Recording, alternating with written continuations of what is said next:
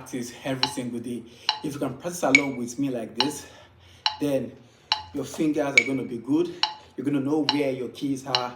I'm practicing on key C.